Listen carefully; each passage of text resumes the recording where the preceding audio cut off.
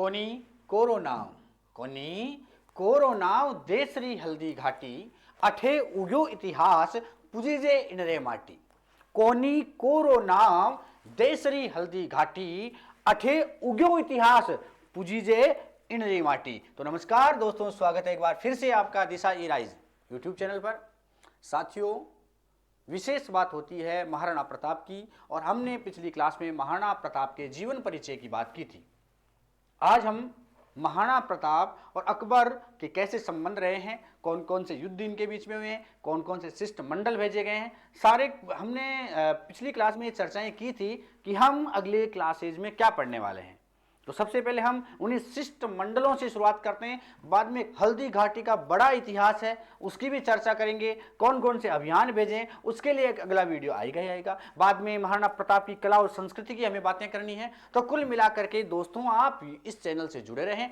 जिस भी प्रभु ने, जिस भी बंदे ने चैनल को सब्सक्राइब नहीं किया है, मित्रों आप सब्सक्राइब जरूर कर लें और अपने मित्रों को तुरंत पहले शेयर कर दें। फिर हम अपनी क्लास को शुरू कर लेते हैं। एक बार का फटाफट से सभी को शेयर कर दें। इस सेशन को शेयर करने के बाद आप वीडियो पर आ जाएं और कमेंट बॉक्स में मेरे साथ जुड़े रहें। आप अपने कमेंट कंटिन्यू भाई पढ़ते रहें, ध्यान पूरा पढ़ाई में होना चाहिए।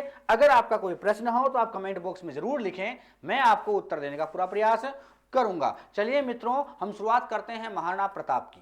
बात आती है महाराणा प्रताप की, तो हमने जीवन परिचय देखा था, क्योंकि हम जानते थे कि महाराणा प्रताप जो अपने मान मर्यादा और स्वतंत्रता का प्रबल दावेदार था, प्रबल समर्थक था। वो चाहता था कि मेरी मान मर्यादा बनी रहे, मेरी स्वतंत्रता बनी रहे। लेकिन अकबर जो था वो चाहता था कि कैसे भी करके महाराणा प्रताप अधीनता स्वीकार कर ले, मेवाड़ मेरे अधिकार में आ जाए। इसलिए उसने कई तरह के कार्य किए, जिसमें सबसे पहले उसने शिष्टमंडल भेजे। अकबर ने महाराणा प्रताप को अधीनता स्वीकार कराने के लिए जो 4 शिष्टमंडल भेजे, जो 4 प्रस्ताव भेजे, उनकी हम बात करते हैं कि किस तरह से अकबर ने महाराणा प्रताप के पास 4 प्रस्ताव भेजे थे। सबसे पहले अकबर ने, ध्यान रखना मित्रों, सबसे पहले जो प्रस्ताव भेजा गया था, जो शिष्टमंडल भेजा गया था, वो नवंबर में भेजा गया था, नवंबर 1572 में। ध्यान रखना, प्रश्न ऐसे ही बनते हैं कि भाई पहला शिष्टमंडल कब भेजा गया था। नवंबर 1572 में पहला प्रस्ताव भेजा था अकबर ने महाराणा प्रताप के पास अधीनता स्वीकार करवाने के लिए, जिसमें जलाल खां कोर्ची को भेजा था, जो एक मुगल दरबारी था। तो पहला शिष्टमंडल किसको भेजा था? जलाल खां कोर्ची।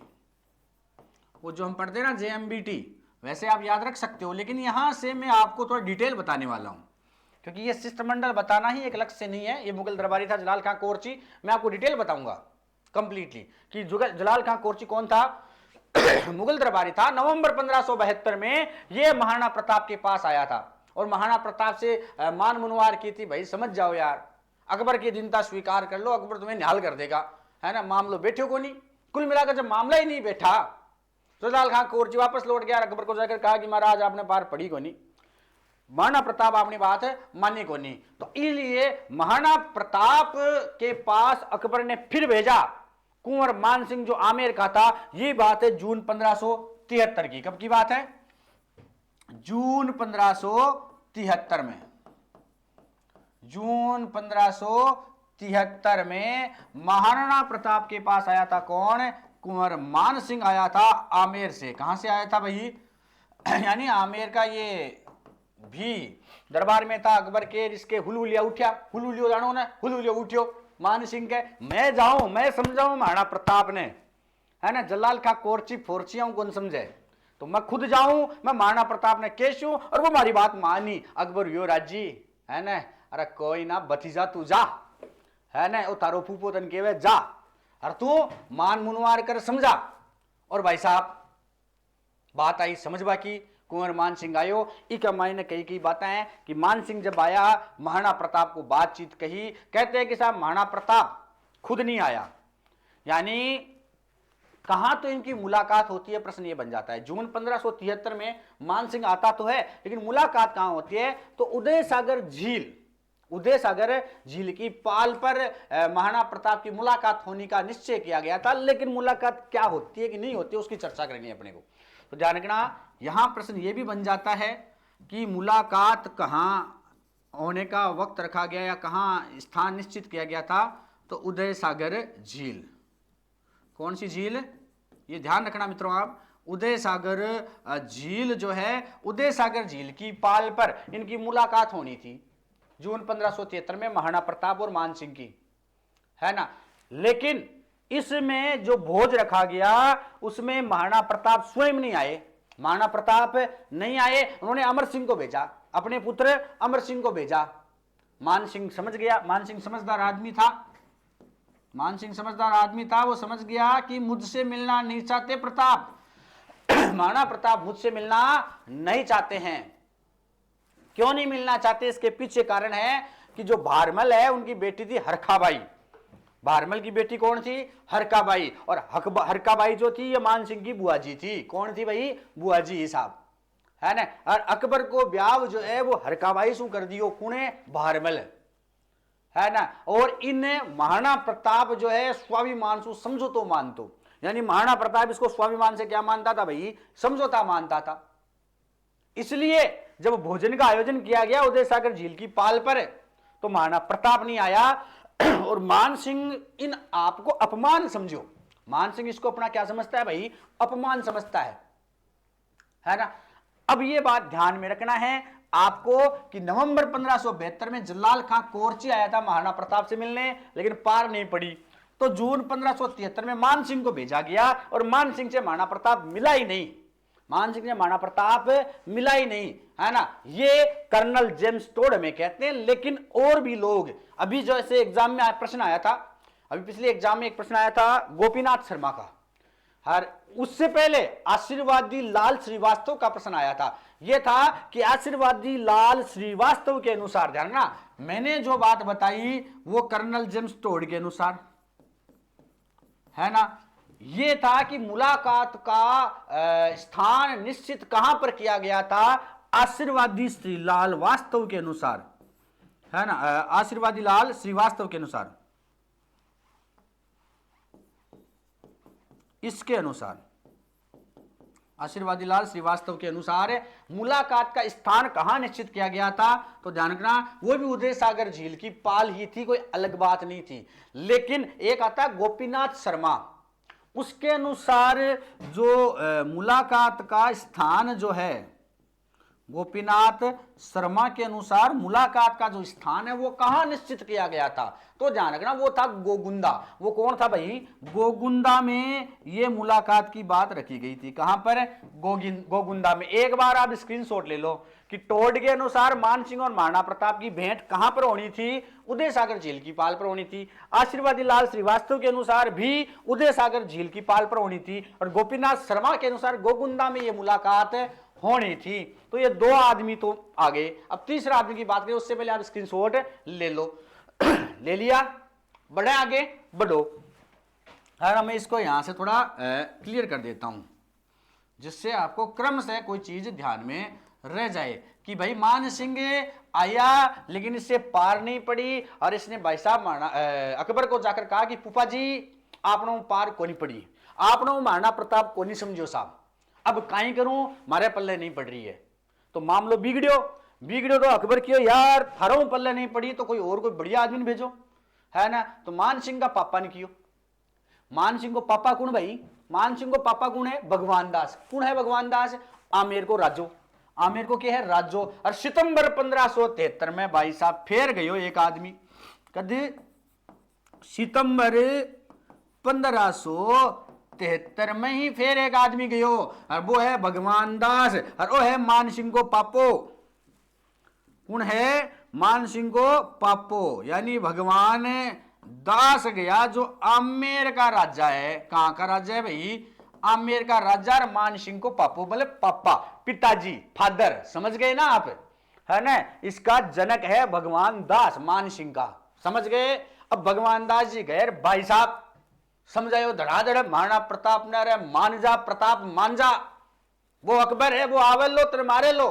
प्रताप कह तू आ बात तो दे भाई, तू आ तो बात दे, है ना, पर देखा कुण किन्ने मारे, है ना। और तू जो है तू जरूर अधीनता स्वीकार कर ली थे ताकि बेटी बेणार ब्याधी मैं यहाँ को आदमी को नहीं, मैं भारमल को नहीं हूं, है ना। मन भारमल समझ पाएगी, भूल मत करना, मामलो गड़बड़ा जागो। अब भाई साहब भगवान दास अपमान का घूंट पी करके निकल पड़ा, है ना। और भाई साहब फिर बाद में जाकर अकबर को कहा कि भाई यो अपमान करियो, मारो यहाँ को अपमान करियो, का मैं कह नहीं सकूं, है ना। ये हाथ जोड़िया, आज के बाद मैं प्रताप के सामने नहीं जाऊं।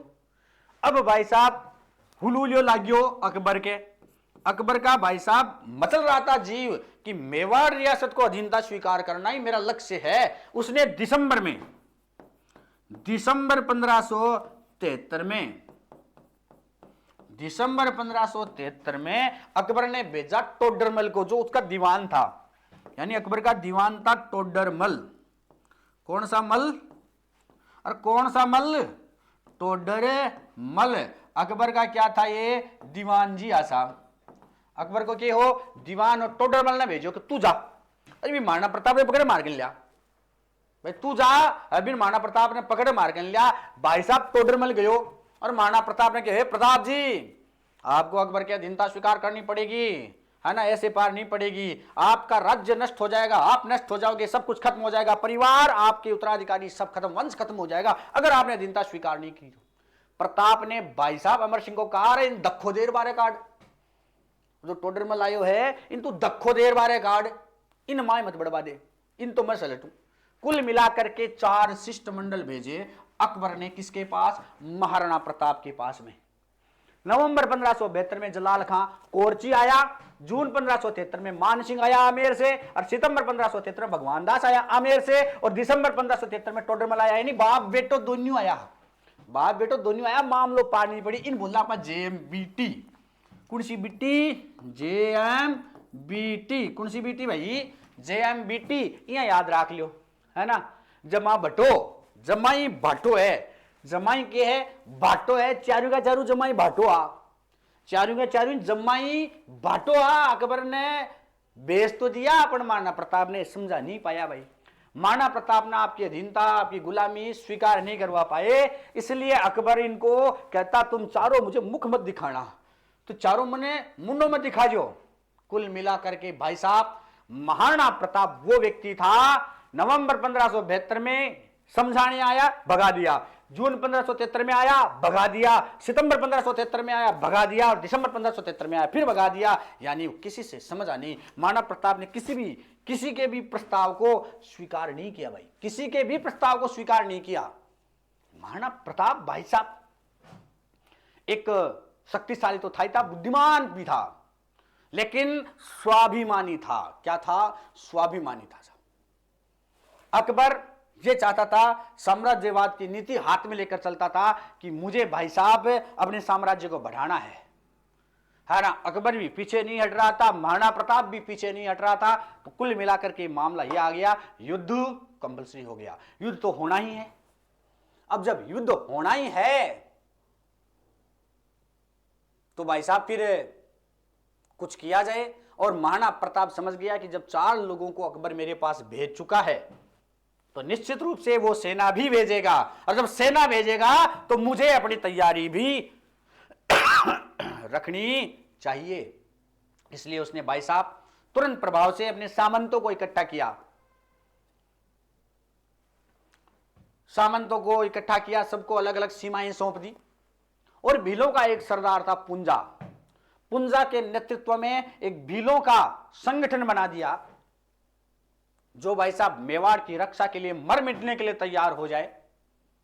कुल मिलाकर के इधर महाराणा प्रताप की तैयारियां जोरों शोरों से चल रही थी, उधर अकबर ने मेवाड़ पर आक्रमण करने की योजना बना ली और खुद अजमेर पहुंच गया 1576 में, है ना। मान सिंह भी पगा पड़ जो फूफा जी थे मन भेजो, मान सिंह अकबर का पगा पड़ रहा होगा, फूफा जी थे मन भेजो, मैं भी प्रताप ने मारा अपमान को बदलो लेवा के लिए सरटार आशू, मैटर खत्म ही कर रहा हूं, है ना। और अकबर को लगा कि भाई मान सिंह कुछ कर सकता है, इसलिए मान सिंह के नेतृत्व में, यह मान सिंह का स्वतंत्र रूप से पहला अभियान था किसी भी सेना के खिलाफ। तो मान सिंह मेवाड़ के अभियान के लिए नेतृत्व अपने हाथों में ले लेता है। उधर महाराणा प्रताप को पकड़ने की योजना बनाई जाती है। अकबर अजमेर आया, अजमेर में एक किला है मैगजीन का किला, जिसे आज हम अकबर का दौलत खाना कहते हैं, अकबर का किला कह सकते हैं, मैगजीन का किला कह सकते हैं, वहां योजना बनाई जाती है। तो चलिए हम उसी की बात करते हैं कि चारों बंदे आए, पल्ले नहीं पड़ा, तो किस तरह से अकबर आगे बढ़ता है भाई। अब अकबर कहां आया? अब दोस्तों आपको याद रखना है कि अब अकबर कहां आया? अब अकबर अजमेर आया। कहां आया? अजमेर। और अजमेर में मैगजीन दुर्ग है। अजमेर में कौन सा दुर्ग है? मैगजीन दुर्ग है। यहां पर अकबर आया। अजमेर में कौन सा दुर्ग है? मैगजीन दुर्ग। इसे हम बोलते हैं अकबर का किला। इसे हम क्या बोलते हैं? अकबर का किला। इसे हम बोलते हैं दौलत खाना अकबर का। अकबर का दौलत खाना, इसी को हम कहते हैं। यहां आया और यहां पर उसने महाराणा प्रताप को मारने के लिए प्लानिंग बनाई, योजना बनाई साहब। और इस योजना में तय हुआ कि मान सिंह के नेतृत्व में सेना भेजी जाएगी। नेतृत्व किसे दिया जाएगा? मान सिंह को दिया जाएगा। मान सिंह के नेतृत्व में महाराणा प्रताप के खिलाफ क्या भेजी जाएगी? सेना भेजी जाएगी साहब। मामला तैयार, मामला रेडी। उधर महाराणा प्रताप भी तैयार था और वो दिन आया जिस दिन मान सिंह सेना लेकर अजमेर से रवाना हो गया महाराणा प्रताप से लड़ने के लिए। और वो दिन आया 3 अप्रैल का। वो दिन कब का आया? 3 अप्रैल 1576 का वो दिन आया। 3 अप्रैल 1576 के दिन ये मान सिंह अपनी सेना लेकर वरसेज महाराणा प्रताप हो गया, यानी महाराणा प्रताप से युद्ध के लिए निकल पड़ा अजमेर से साहब। कौन है? कौन है 3 अप्रैल 1576 को? कौन भाई? आपका मान सिंह। कौन सा सिंह? कुंवर मान सिंह, यानी भतीजा साहब, है ना। और इसके साथ मोटे मोटे आदमी भेज दिए साहब अकबर ने। मोटे मोटे आदमी कौन थे? आसफ खां, सैयद अहमद खां,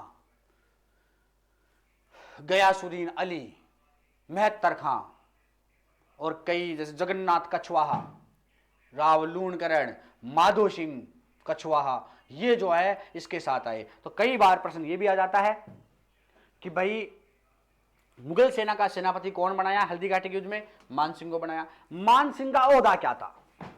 भाई आमेर का राजकुमार था ये, तो ओहदा भी मोटा ही होगा। ये भाई साहब 7000 का मनसबदार था। पहले ये 5000 का ही था, बाद में बढ़ाकर इसका 7000 कर दिया गया था। तो 5000 का मनसबदार था कौन है?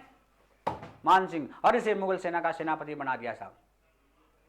लेकिन मामला गड़बड़ था। मैं आपको बताऊंगा कौन कौन इसके साथ था, लेकिन उससे पहले आपको ध्यान में रखना मामला गड़बड़ कैसे था कि जब मान सिंह को सेनापति बनाया गया तो जो मुस्लिम सिपाही सालार थे, जो मुस्लिम सेना के कुछ मोटे मोटे नेता थे, सेनापति लोग थे भाई साहब, वो नहीं चाहते थे कि कोई हिंदू हमारा सेनापति बने, कोई हिंदू हमारा सेनापति बने, कोई हिंदू हमारी सेना को संभाले, हम उसके अंडर में, उसके अधीन होकर युद्ध लड़ें, उसके झंडे के नीचे हम युद्ध लड़ें, नहीं पोसाएगा, नहीं बैठेगा मामला। जब मामला गड़बड़ा होता हुआ दिखा तब अकबर ने क्या किया कि साहब मान सिंह मेरा पुत्र है, और मान सिंह को उपाधि दी फरजंद की। पूछा जाता है आपसे कि भाई फरजंद यानी प्रिय पुत्र, फरजंद यानी प्रिय पुत्र, ध्यान रखना। पूछा जाता है कि मान सिंह को अकबर ने फरजंद की उपाधि कब दी? मान सिंह को अकबर ने फरजंद की उपाधि कब दी? तो ध्यान रखना, हल्दी घाटी के युद्ध में जब 3 अप्रैल 1576 को अजमेर से सेना लेकर रवाना हुआ था, तब मुस्लिम सिपाही सालार जो मुस्लिम सेनापति थे, मुस्लिम सेना थी, वो पीछे हट गई थी। हम इसके साथ युद्ध नहीं लड़ेंगे, हम इसके पक्ष में होकर के युद्ध नहीं लड़ सकते, हमारा नेतृत्व करता हम किसी हिंदू को नहीं चाहते। तब जाकर के उनके बढ़ते हुए असंतोष को, उनकी बढ़ती हुई द्वंद्वता को शांत करने के लिए अकबर ने इस मान सिंह को फरजंद की उपाधि दी, यानी पुत्र की उपाधि दी। साहब ये मेरा पुत्र है। और इस तरह से मुस्लिम सेना भी मान सिंह के साथ हो गई। अब ये अजमेर से चले और मांडलगढ़ पहुंचे। याद रखना अजमेर से मान सिंह सेना लेकर कहां गया? मांडलगढ़। और ये फरजंद की उपाधि जरूर ध्यान रखना कि कब दी गई थी? 3 अप्रैल 1576 को। स्क्रीनशॉट ले लो आप। ये फरजंद की उपाधि 3 अप्रैल 1576 को दी गई थी। स्क्रीनशॉट ले लो आप। एग्जाम में आ सकता है, एग्जाम में प्रश्न पूछे जा सकते हैं। ले लिया, बढ़ो आगे। अब देखो, सेना लेकर के मान सिंह निकल पड़ा 3 अप्रैल 1576 को। उपाधि दे दी फर्जंद की, क्योंकि मुस्लिम सेना साथ नहीं हो रही थी। अब मुस्लिम सेना भी भाई साहब साथ हो गई। अब मुस्लिम सेना भी क्या हो गई, साथ हो गई। अब मुस्लिम सेना जब साथ हो गई तो भाई साहब अब ये रवाना हुआ अजमेर से और पहुंच गया मांडल। कहां पहुंच गया, मांडलगढ़, सॉरी कहां पहुंचा, मांडलगढ़। और मांडलगढ़ के बारे में आप जानते हो, मैं बताऊंगा आपको कि भाई मान सिंह, कौन सा सिंह, मान सिंह अजमेर से चलता है युद्ध के लिए 3 अप्रैल 1576 को, और कहां पहुंचता है, मांडलगढ़। यहीं उसे उपाधि मिली थी, है ना, अजमेर में ही उपाधि मिली थी उसे फर्जंद की। किसने दी थी, अकबर ने, है ना। ये चीज आपको याद रखनी है कि भाई साहब अजमेर से मांडलगढ़ पहुंचता है मान सिंह अपनी सेना लेकर के। और यहाँ पर एक स्थान है मांडलगढ़ से निकलते ही, बनास नदी के थोड़ा आगे जब हम नाथद्वारा की ओर जाते हैं, मांडलगढ़ से निकलकर, अजमेर से निकलकर भाई मांडलगढ़, और मांडलगढ़ से नाथद्वारा जाते हैं, तो नाथद्वारा के पास एक मोलेला नामक जगह है। किसके लिए फेमस है, कमेंट बॉक्स में मुझे बताओ, मोलेला क्यों प्रसिद्ध है। अब आपसे प्रश्न आ जाता है मोलेला क्यों प्रसिद्ध है। मांडलगढ़ से आगे मोलेला नामक स्थान पर, कौन से स्थान पर, मोलेला नामक स्थान पर इन्होंने डेरा डाला। मोलेला नामक स्थान पर क्या किया, मुगल सेना ने डेरा डाला था। मुगल सेना का डेरा कहां डाला, मोलेला। मोलेला क्यों प्रसिद्ध है, अब फटाफट से, है ना, फटाफट से आंसर दें मुझे कमेंट बॉक्स में, मोलेला क्यों प्रसिद्ध है। एक दो बार आपके प्रश्न आया, टेराकोटा की मूर्तियां कहां, टेराकोटा क्यों, टेराकोटा के लिए कौन सा, टेराकोटा की मूर्तियां, टेराकोटा का कल्चर जो है वो कहां का प्रसिद्ध है, इस तरह के प्रश्न भी आते हैं। लेकिन मैं आपसे पूछ रहा हूं मोलेला क्यों प्रसिद्ध है, कमेंट बॉक्स में मुझे आप उत्तर जरूर दे साहब, है ना। उधर जब मान सिंह अजमेर से होते हुए मांडलगढ़ और मांडलगढ़ से थोड़ा आगे मोलेला में अपना डेरा डाल लेता है, महाराणा प्रताप भी अपनी सेना सहित कुंभलगढ़ से रवाना हो गए। कौन, महाराणा प्रताप भी अपनी सेना सहित कुंभलगढ़ से रवाना हो गए साहब। कहां से रवाना हुए, कुंभलगढ़ से। अब कुंभलगढ़ से अपनी सेना को तैयार करके भाई साहब महाराणा प्रताप चल पड़ते हैं और कुंभलगढ़ से होते हुए गोगुंदा पहुंचते हैं। वही गोगुंदा जहां पर गोपीलाल शर्मा ने कहा था किसी स्थान पर मिलना तय हुआ था मान सिंह और महाराणा प्रताप का। तो ये गोगुंदा आते हैं और गोगुंदा से ये एक गांव आता है लोह सिंह। कौन सा गांव आता है, लोह सिंह चलते हैं। गोगुंदा से कहां चलते हैं, लोह सिंह, और इसी लोह सिंह में अपना डेरा डाला। लोह सिंह गांव में इन्होंने डेरा डाला। किसने डेरा डाला, महाराणा प्रताप ने। लोह सिंह गांव में महाराणा प्रताप ने भाई साहब डेरा डाल लिया और इधर मान सिंह जो है उसने मोलेला गांव में डेरा डाल लिया। प्रश्न आता है, प्रश्न पूछे जाते हैं इस तरह से कि मान सिंह अजमेर से होते हुए कहां पहुंचा, मांडलगढ़, और मांडलगढ़ से आगे मोलेला में मुगल सेना का डेरा डाल दिया। वहीं प्रताप कुंभलगढ़ से कहां पहुंचा, गोगुंदा, और गोगुंदा से आगे लोह सिंह में, लोह सिंह गांव जो है वहां पर राजपूत सेना का डेरा डाल दिया साहब। अब बात आती है, दोनों सेनाएं युद्ध के लिए तैयार होती है। जब युद्ध होता है तो मामला ऐसा होता है कि एक तरफ हरावल, चंदावल, एक वाम पार्श्व है, एक दक्षिण पार्श्व है। दोनों सेनाओं में ऐसा काम था। महाराणा प्रताप में भी था और अकबर की सेना में भी, यानी मुगल सेना में भी ये था।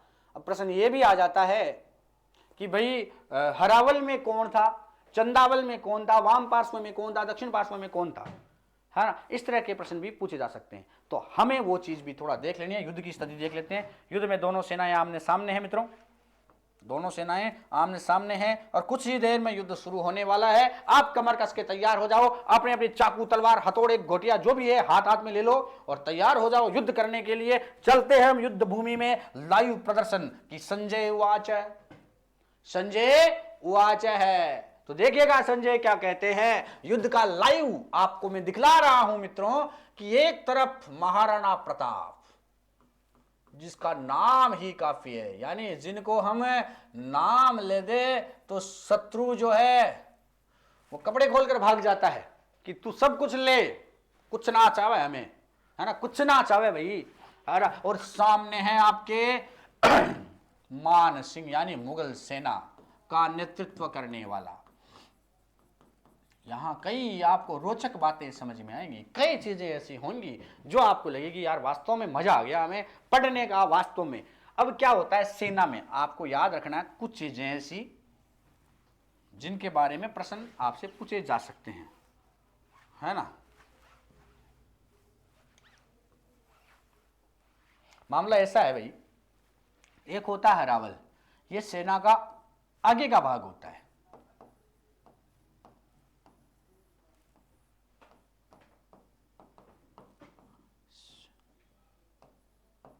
सेना के आगे का भाग हरावल कहलाता है, यानी सेना में जो सबसे आगे होता है वो हरावल। और एक होता है चंदावल,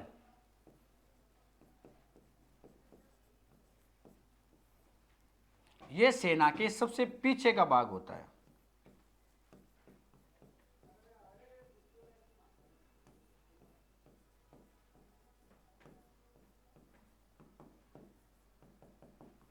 इसके अलावा इस साइड में वाम पार्श्व होता है, यानी बायां भाग, इसको नाम दिया वाम पार्श्व।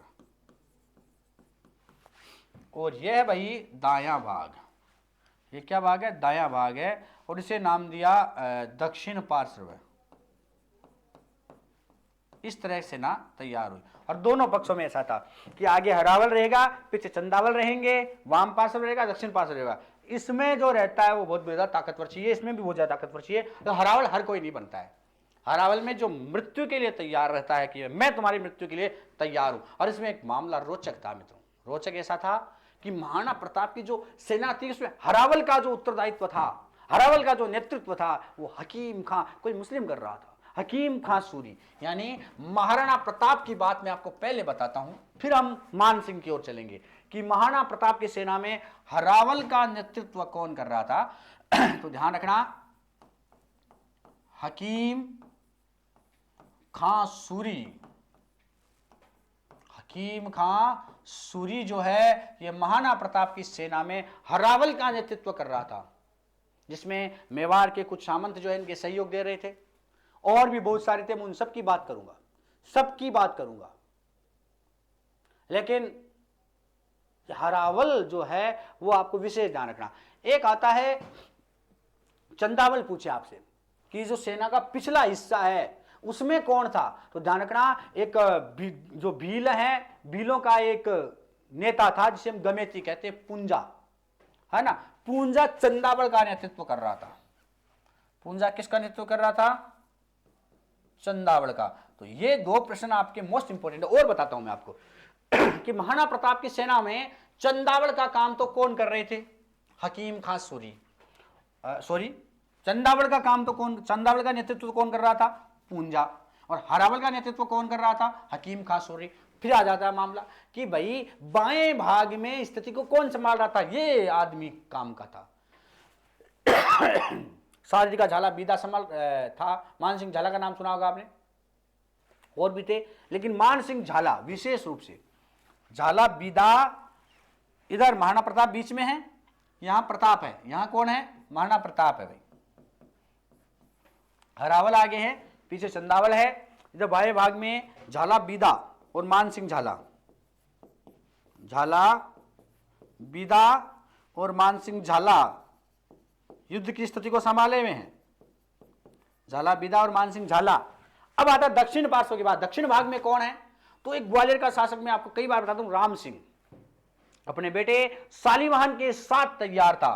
तो राम सिंह, इधर का मामला कौन संभाल रहा था, राम सिंह, याद रखना, किसके साथ, पुत्र शालिवाहन के साथ। अब आपके समझ में आएगा, मैंने कहा ना कि भाई निश्चित रूप से आपके मुख जुबानी करवा दूंगा, हल्दी घाटी का युद्ध आप भूलोगे नहीं। कहते हैं हल्दी घाटी का युद्ध हमें याद हो गया, लेकिन आप में से कितने लोग हैं, कितने लोगों को पता था इस तरह का, कितने लोग हैं भाई, किस किस को पता था कि हमें याद है।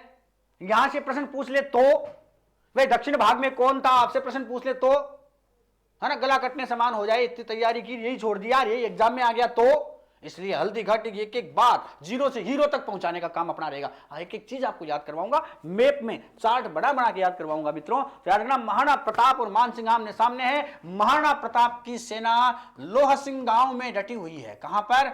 लोहा सिंह गांव में डटी हुई है। वहीं मान सिंह की सेना मोलेला में डटी हुई है। मान सिंह की सेना कहां डटी हुई है? मोलेला में।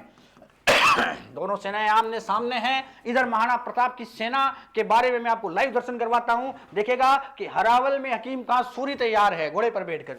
हरावल में हकीम खां सूरी के नेतृत्व में उसके अन्य सहयोगी हैं। कौन कौन है उनकी भी हम बात करेंगे, लेकिन नेतृत्वकर्ता का नाम पूछा जाता है हकीम खां सूरी। पीछे पीछे चंदावड़ होता है और चंदावड़ में पुंजा जो है वो नेतृत्व करता है। पुंजा जो गमेती है भीलों का नेता है पुंजा, ये चंदावड़ का काम कर रहा है। सेना के सबसे पिछले भाग को संभाले हुए है। वही बाएं भाग में झाला बीदा है। बाएं भाग में झाला बीदा और झाला मान सिंह। झाला बीदा और झाला मान सिंह जो है ये बाएं भाग को संभाले हुए हैं। और दक्षिण भाग में राम सिंह और उसका पुत्र शालिवाहन डटा हुआ है। और बीच में महाराणा प्रताप अपने घोड़े पर चेतक पर सवार है। और युद्ध में भाई साहब सेना खड़ी है। तो संजय क्या कहते हैं देखिएगा मित्रों, ये तो है सामान्य सी बात। ध्यान रखना आपको कि इस युद्ध की स्थिति में आपको थोड़ा और बताऊं, एक बड़ी बात और बताऊं आपको कि हरावल में हकीम खां सूरी भाई जो एक पठान था, है ना, कि महाराणा प्रताप धर्मनिरपेक्ष थे। यह बात मैं आपको बता रहा हूं विशेष रूप से। महाराणा प्रताप की सेना में सब शामिल थे। हरावल हकीम खां सूरी था, इसको हरावल का काम सौंपा था, आगे खड़ा किया था, है ना, क्योंकि हकीम खां सूरी चाहता था कि मैं आगे खड़ा हूं। एक और आता है हकीम खां सूरी के साथ जो पेंटर था यानी चित्रकार था, वो महाराणा प्रताप का चित्रकार था भाई, नसीरुद्दीन। वो भी इस युद्ध में शामिल था। हालांकि उसने युद्ध नहीं किया था, लेकिन वो इस युद्ध भूमि में आया था। नसीरुद्दीन। पूछा गया है कि कोई दरबारी चित्रकार जो युद्ध में शामिल हुआ था, वो है नसीरुद्दीन। ये महाराणा प्रताप का दरबारी चित्रकार था भाई, नसीरुद्दीन। मैं नाम लिख देता हूं, नसीरुद्दीन। अब युद्ध की स्थिति बदलेगी मित्रों कि भाई महाराणा प्रताप तैयार हैं। इधर मुगल सेना की बात भी बताता हूं आपको, हरावल और चंदावल कंप्लीटली बात, तो थोड़ा ध्यान दीजिएगा। यहां स्क्रीनशॉट ले लो आप पहले। स्क्रीनशॉट ले लो फटाफट से, फिर मैं आगे बढ़ता हूं। ठीक है, ले लिया। अब देखो मान सिंह, भाई मान सिंह की सेना में भी वही स्थिति। मान सिंह की सेना में भी वही, हम ये लो, ये बनाया हमने, ठीक है। यहां है हरावल, आगे ही आगे वाला भाग क्या कहलाता है? हरावल।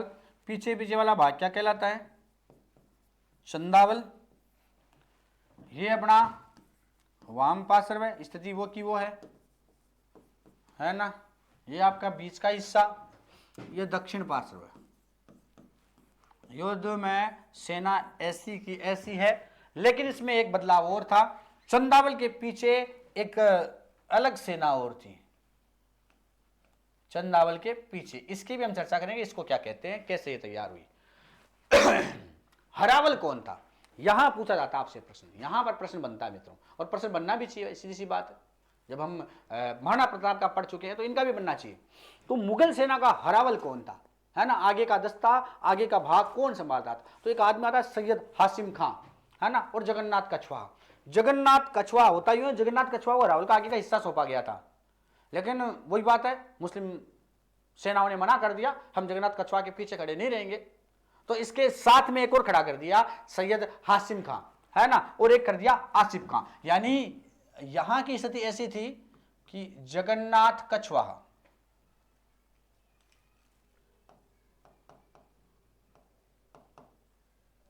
जगन्नाथ कछवाहा, इधर कर दिया हासिम खां इसके दाईं ओर,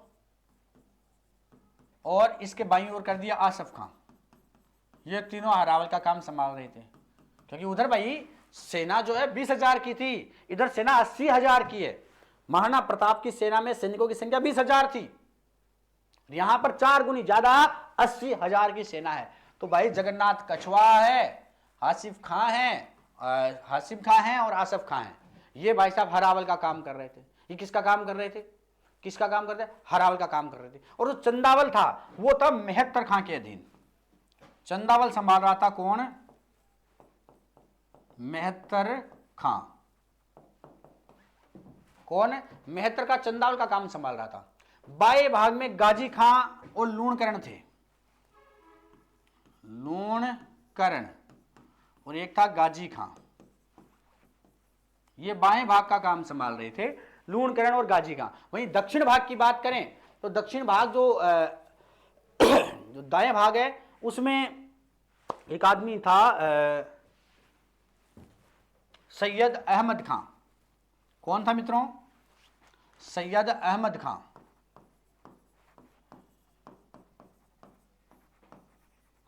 ये आप मान सिंह की सेना की स्थिति देखो कि मान सिंह की सेना में हरावल का काम जगन्नाथ, आसफ खां हासिम खां में था, चंदावल मेहतर खां संभाल रहा था, वहीं बाएं भाग में लूणकरण और गाजी खां तैनात थे और दक्षिण भाग में सैयद अहमद खां अपनी सेना लेकर के तैयार था। साहब युद्ध जबरदस्त था। इधर बीच में जो बेटा था वो था मान सिंह, उसके साथ और मुस्लिम सिपाही सालार थे पास में, लेकिन मूल सेना जो मान सिंह के नेतृत्व में आई थी माना प्रताप के खिलाफ, हम मान सिंह लिख देते हैं। अब आपको हरावल चंदावल बायां भाग दायां भाग समझ में आ जाएगा और याद भी रह जाएगा। यहां से कोई प्रश्न पूछे तो मुझे बताओ कोई समस्या है क्या? भाई यहां से कोई भी प्रश्न पूछे तो आपको कोई समस्या है क्या? कर लोगे कि नहीं कर लोगे? अब आप बातें करते हैं। स्क्रीनशॉट लो पहले, आप फटाफट से आप फोटो खींच लो, ठीक है। अब आओ हल्दी घाटी युद्ध की हम बात करें। वीडियो थोड़ा लंबा बन रहा है, हम हल्दी घाटी के युद्ध को 2 भागों में पढ़ लेंगे, भले ही कतई समस्या नहीं है, लेकिन एक एक चीज आपके क्लियर होनी चाहिए भाई, एक एक चीज क्लियर होनी चाहिए, है ना। कि भाई साहब दोनों सेनाओं ने कहां पड़ाव डाला था, कहां पर दोनों इकट्ठी हुई थी? एक लोह सिंह में और मान सिंह के नेतृत्व में मोलेला में, ठीक है। भाई साहब हल्दी घाटी का युद्ध जबरदस्त था, जबरदस्त युद्ध था। यहां पर क्या होता है, तिथि आ गई थी युद्ध की 18 जून। युद्ध की तिथि क्या थी? 18 जून 1576। यहां स्क्रीनशॉट ले लिया, आगे बढ़ जाता हूं मैं, है ना। मैं बताऊंगा वापस आपको थोड़ा सा युद्ध के बारे में कि हल्दी घाटी का युद्ध कब हुआ। 18 जून 1576 को हल्दी घाटी के युद्ध की कुछ रोचक बातें मित्रों। गोपीनाथ शर्मा का कहना है कि युद्ध 18 जून को नहीं हुआ बल्कि 21 जून को हुआ। कब हुआ?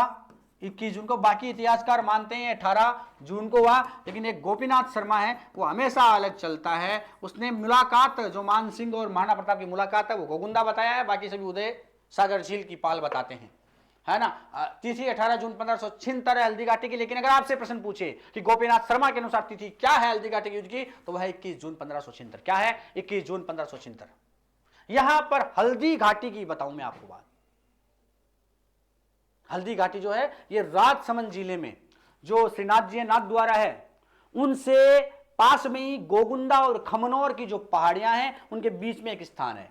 फिर हम युद्ध के बारे में चर्चा करेंगे, पहले हम हल्दी घाटी की बात करें, है ना। हल्दी घाटी है कहां? तो ये गोगुंदा और खमनौर की पहाड़ियों के बीच में है, राजसमंद में। ये आप याद रखना, गोगुंदा और खमनौर की जो पहाड़ियां हैं इनके बीच में है हल्दी घाटी। गोगुंदा और खमनौर की पहाड़ियों के बीच में क्या है भाई? हल्दी घाटी है, सब है ना। इसे ही क्योंकि खून बहा इसलिए इसी को नाम दिया गया रक्त तलाई। इसे युद्ध का नाम भी कई बार हो जाता है रक्त तलाई का युद्ध। और ये भाई साहब गोपीनाथ शर्मा तो गोगुंदा बोलता ही बोलता, तो गोगुंदा का युद्ध कह देते हैं, है ना। अब आपको याद रखना है कि जो महाराणा प्रताप हैं, कौन से प्रताप हैं? महाराणा प्रताप है ना। उन्होंने और मान सिंह ने दोनों ने अपना अपना कंट्रोल रूम बनाया हुआ था, है ना भाई। एक इनका शस्त्रागार के प्रश्न पूछे गए हैं कि शस्त्रागार कहां था, कंट्रोल रूम कहां था, कौन सा युद्ध चल रहा था, है ना। महाराणा प्रताप ने इस युद्ध में सामंतों के कहने पर एक प्रणाली अपनाई थी, छापामार प्रणाली। मैं हल्दी घाटी के युद्ध के बारे में बताऊंगा, उससे पहले थोड़ी सामान्य जानकारी। हम हल्दी घाटी का युद्ध पढ़ेंगे मित्रों, लेकिन सामान्य जानकारी हमारे पास होनी चाहिए कि हल्दी घाटी का युद्ध जो था एक छापामार प्रणाली पर आधारित था। महाराणा प्रताप ने इसको छापामार बना दिया था। अब महाराणा प्रताप ने अपना जो मुख्यालय रखा, जो कंट्रोल रूम स्थापित किया जहां से कंट्रोल होता है ना। कोरोना के समय अलग अलग कंट्रोल रूम थे ना, वैसे कंट्रोल रूम होते हैं, नियंत्रण कक्ष होते हैं। और महाराणा प्रताप का जो नियंत्रण कक्ष था वो राजसमंद में केलवाड़ा नामक जगह है। कौन सी जगह भाई? केलवाड़ा। केलवाड़ा में महाराणा प्रताप ने अपना क्या बनाया था? नियंत्रण कक्ष बनाया था। क्या बनाया था मित्रों? नियंत्रण कक्ष बनाया था केलवाड़ा में। किसने? महाराणा प्रताप ने। और गोगुंदा के पास एक गुफा है, मायरा की गुफा। कौन सी गुफा? मायरा की गुफा। इसको बनाया था अपना शस्त्रागार, यानी यहां पर अपने हथियार रखे थे इसने, यहां से हथियार सप्लाई किए जाते थे। कंट्रोल रूम केलवाड़ा में बना दिया और शस्त्रागार मायरा की गुफा में महाराणा प्रताप ने बना के रखा था, है ना। अब बात आती है साहब, इस युद्ध की हम बात वैसे अगली क्लास में करेंगे मित्रों। वीडियो थोड़ा लंबा बन रहा है, लेकिन हम हल्दी घाटी को पढ़ेंगे बहुत जोरों शोरों से। एक एक छोटी छोटी बात, बाल की खाल हम निकालने वाले हैं। परमाणु से भी छोटी बातें हम यहां पर आपके लिए लेकर आने वाले हैं मित्रों। आप बस शेयर करना ना भूलें, सब्सक्राइब करें, लाइक करें, और आपको वीडियो कैसा लगा हमें जरूर बताएं कमेंट बॉक्स में। और अगले वीडियो के लिए तैयार हो जाए, कल की क्लास और भी जबरदस्त होगी, क्योंकि संजय अपनी लाइव प्रदर्शन जो है वो आंखों देखा हाल आपको बताएंगे किस तरह से युद्ध हुआ था। जय हिंद, जय भारत। मिलते हैं हम अगली क्लास के लिए, तो तैयार रहो अगली क्लास के लिए। तब तक आज्ञा दो हमें। जय हिंद, जय भारत।